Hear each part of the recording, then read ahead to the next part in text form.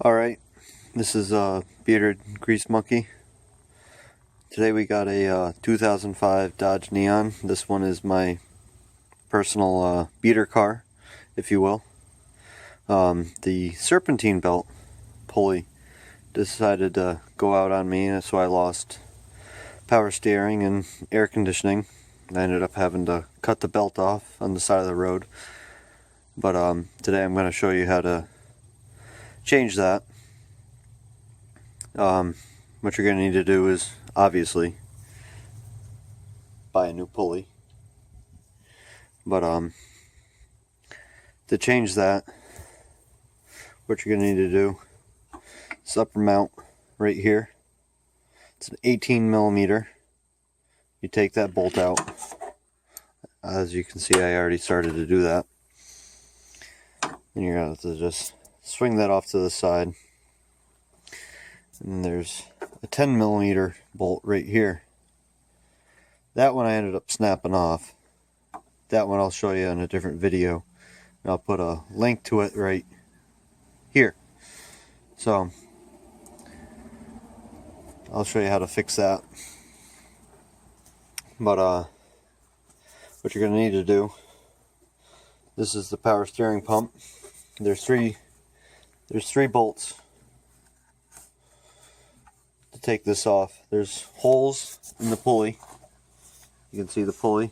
There's 3 holes. There's a hole. There's a bolt here. There's a bolt there. And there's a bolt down there. Right there you can see 2 of them. Those ones you're going to need to remove completely. Then on the back,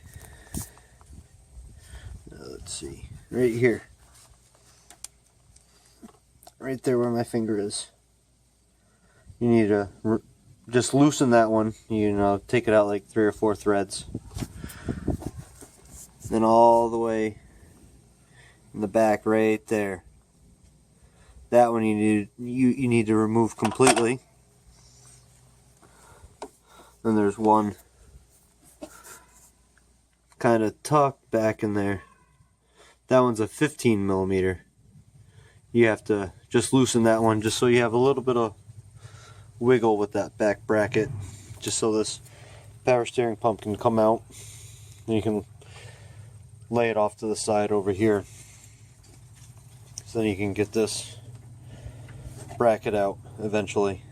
Once you have that top mount out, you have this out,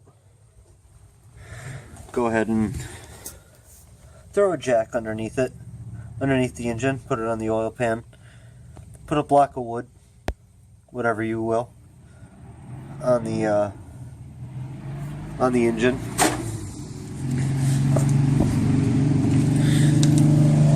Just so you can raise and lower the engine to get at the other bolts. And right there you can see there's supposed to be a plug here. Obviously I don't have the plug, but there's a Torx bit there.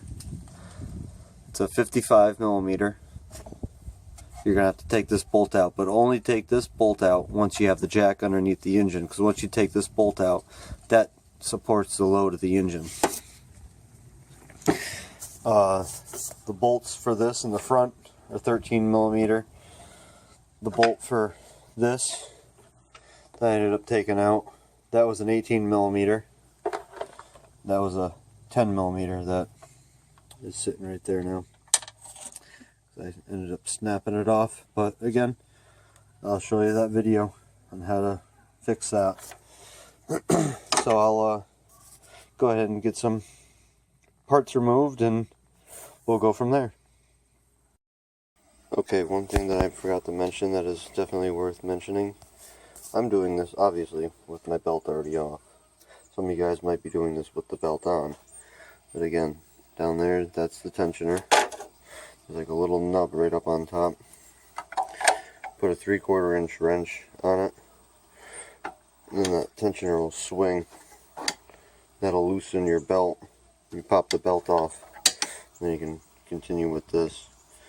But another thing that I did, this hole right here, that's for the hood prop rod. Now it's out of my way, I have clear access. I just took it off and got it makeshifted, sitting on top of stuff, holding the hood up. Okay, I'll continue working on this. I took the power steering pump off, got it swung off to the side, keep the lines connected. All the fluid will stay in there, you won't have to re-bleed it. And after I got that big bolt out, that's the motor mount bolt, it goes through the frame, it's connected into there. After you remove that out of the frame, there's 3 bolts. 1, 2, 3. It's going to be a 15 millimeter. They go through and attached on the inside of the through the timing belt cover into the block. The top 2 bolts jack the engine up as high as you can. I got this thing probably too high, but I got it jacked up. I was able to get out those top 2 bolts. Then this bottom bolt right here, it's actually best to remove that right after you remove this. You have your jack underneath the engine, and then you're actually, after you remove that, best bet to lower the engine down. And that bolt's going to be like right about right here. You just take that bolt out, jack the engine up, remove those 2 bolts, and then getting this thing out is a chore, because you literally have no room in between here. You gotta kind of rock it back and forth and angle it. Your AC line, gotta kind of pull that off to the side. Gotta be very careful. You can crack this plastic timing belt cover, because on the back side of this, so you got these big lugs right there. That's still on the inside of the block here. So when you go and try to pull this out, you can easily just pop that timing belt cover. But you can see that is what I'm replacing.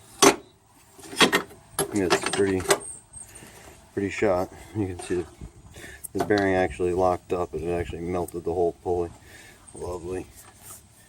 So I got the new pulley. I'm gonna put a little bit of penetrant on that, and I hope I don't have to.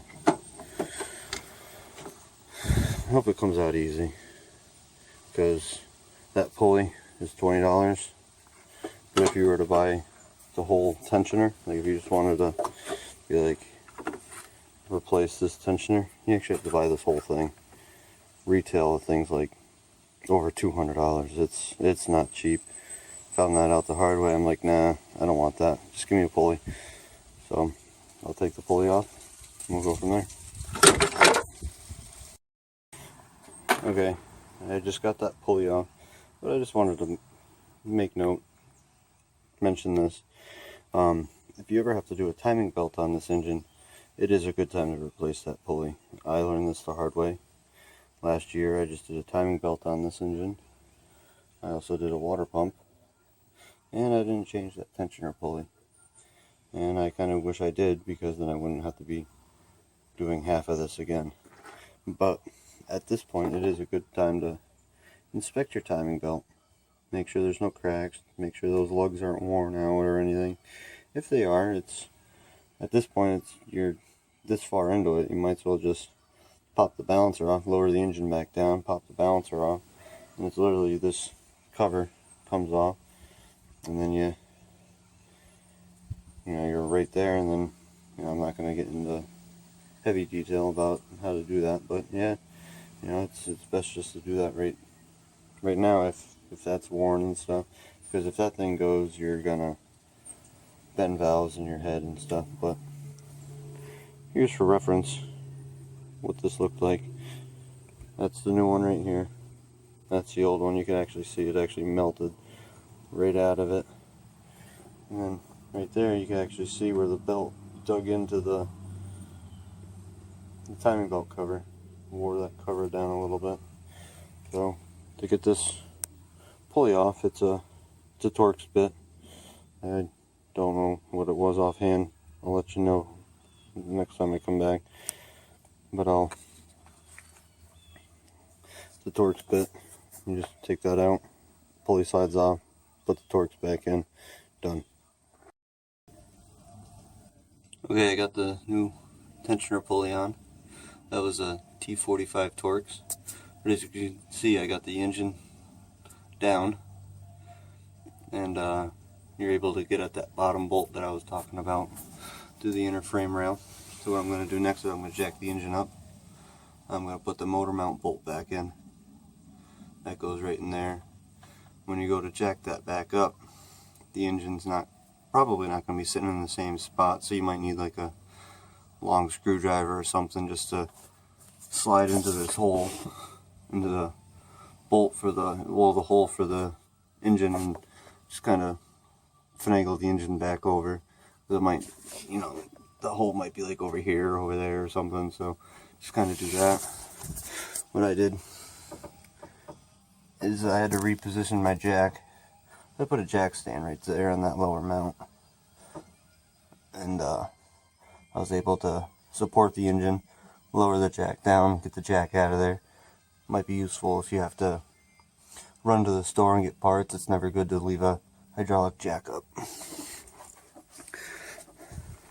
But when I had the engine all the way up, it was actually easier for me to put the power steering pump back on at that point. It was easier to get at those 3 13mm bolts that were in the front.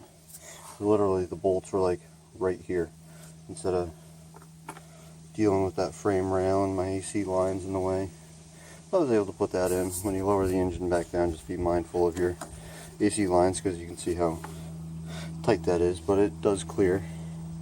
So what I'm going to do now is I'm going to jack it back up, put that bolt back in, and slide this bolt back in. And then we'll go from there.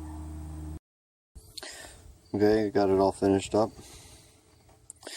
I started it up, everything's good, no more growling. Got the new belt on. Again, right there, down there in the tensioner.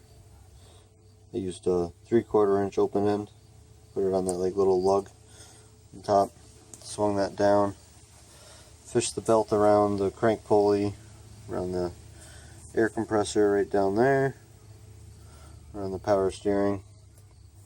What I did is, as I was doing that, I fished my hand through the wheel well so I can slide it on. Made it a little bit easier. One thing I still have to do yet is attach this ground. I gotta drill that out, fix the hole. Again, that'll be another video. I'll put the link into this video if I can. But overall, it was an easy job. Well, somewhat easy. Took me a couple hours. And gotta be mindful of that plastic timing belt cover. Be careful of jacking the engine up and down. It's common sense. But yeah, that was how to change the idler pulley on the this one's a 2005 Dodge Neon with the 2.0 liter. So, well, I hope you enjoyed this video. I hope it helped you. Leave comments, like the video, subscribe, all that fun stuff. Alright, thank you.